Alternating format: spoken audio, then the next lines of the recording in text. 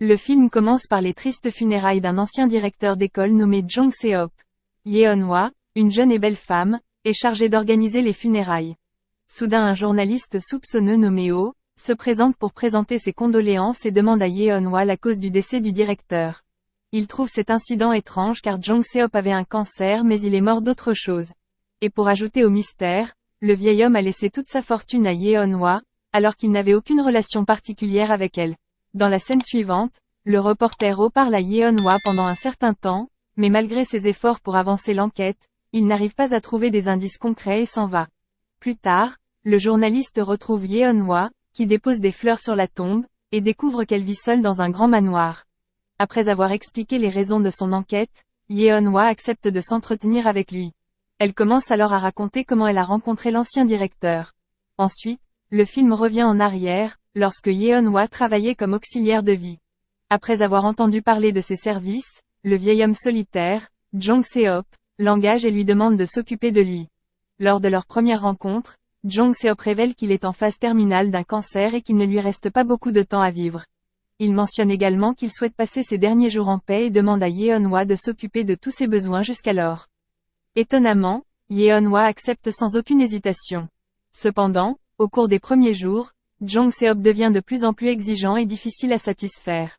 Il se met facilement en colère si la nourriture ne répond pas à ses attentes et demande même à Yeon-hwa de lui faire de longs massages.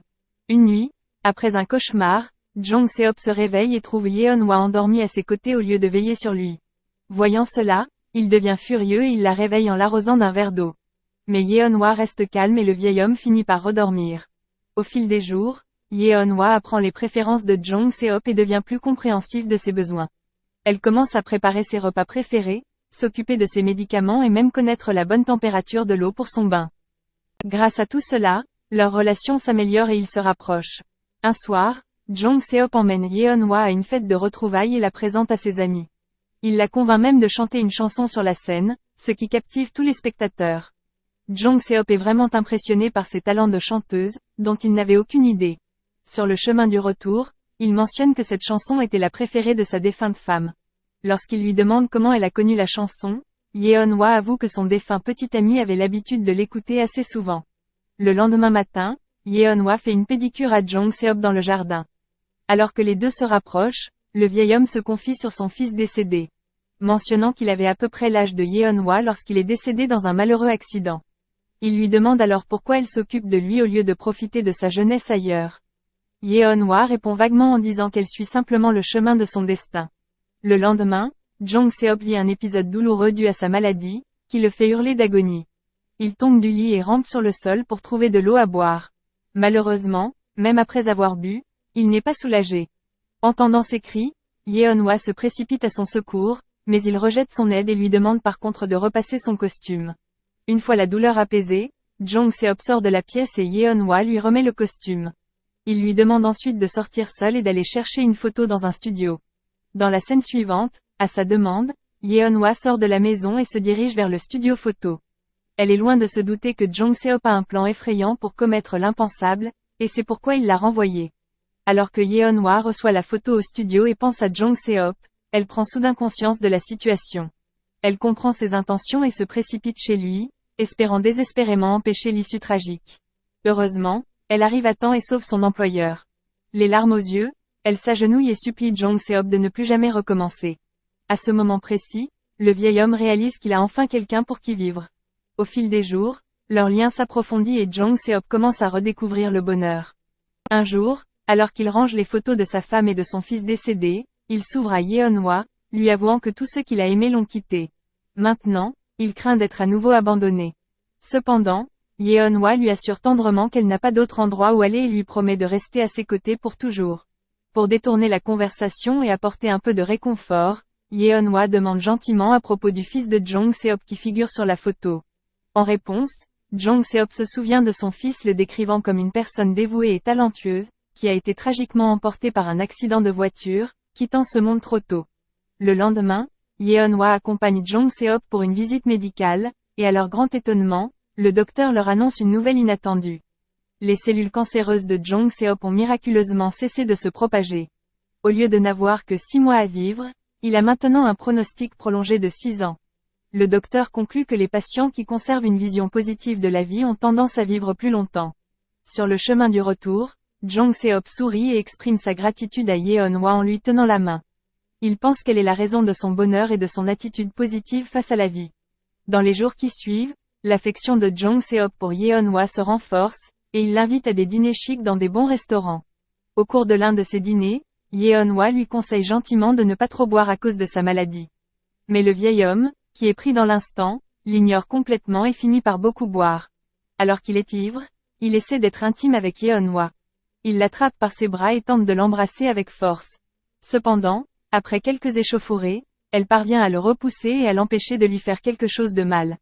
Déçu, Yeon-hwa décide de quitter la maison, laissant Jong Se-hop seul. Le film revient ensuite au présent, avec le reporter Oh quittant la maison de Yeon-hwa. Le lendemain, il mène son enquête et découvre qu'avant de devenir auxiliaire de vie, elle travaillait comme escorte. Désireux de découvrir la vérité, le reporter Oh retourne au manoir et interroge à nouveau Yeon-hwa. Cette fois, il regarde autour de la maison et tombe sur la photo d'un homme qui lui semble familier. Il demande à Yeon-hwa ce qu'il en est du monsieur de la photo, mais elle balaie la question et l'invite à rester pour le dîner. Le journaliste demande sans détour à Yeon-hwa si elle a quelque chose à voir avec la mort du vieil homme. Yeon-hwa ne donne pas de réponse claire et verse plutôt du vin au reporter Oh. Elle commence à en dire ensuite plus sur son passé avec le vieil homme. Le film revient encore une fois en arrière, au jour où Yeon-hwa a rejeté les avances du vieil homme. Malheureusement, cela le plonge dans un état dépressif, et commence à la maltraiter de nouveau. Pour ne rien arranger, la santé de Jong Se-hop commence à décliner. Malgré son comportement méchant, Yeon-hwa continue de s'occuper de lui, mais cette fois-ci, elle le fait en portant des vêtements révélateurs et en essayant occasionnellement de le séduire. Elle le masse fréquemment et pose également sa tête sur ses genoux. De retour au présent, Yeon-hwa interrompt soudainement son histoire et décide de partager un autre incident important de son passé avec le journaliste. Elle lui raconte la nuit où elle a rencontré son ex-petit ami pour la première fois dans la boîte de nuit où elle travaillait. Alors qu'elle sert un groupe d'hommes, elle le trouve calme et timide, contrairement aux autres hommes bruyants et énergiques. Yeon-hwa trouve son comportement attirant et commence à s'intéresser à lui. Plus tard dans la nuit, elle est prise d'un mal de tête soudain et s'assoit seule à l'extérieur du club. Par coïncidence, le même homme que précédemment remarque son malaise. Il s'approche d'elle et lui offre des médicaments pour l'aider à se sentir mieux. Avec son comportement, Yeon-hwa le trouve très humble et doux. Elle ne peut s'empêcher de rire et de le qualifier d'adorable. Plus tard, l'homme lui propose un dîner et ils finissent par sortir ensemble. À partir de là, leur relation commence et se développe au fil des rencontres. De retour dans le présent, le reporter Oh passe la nuit chez Yeon-hwa après avoir bu trop de vin.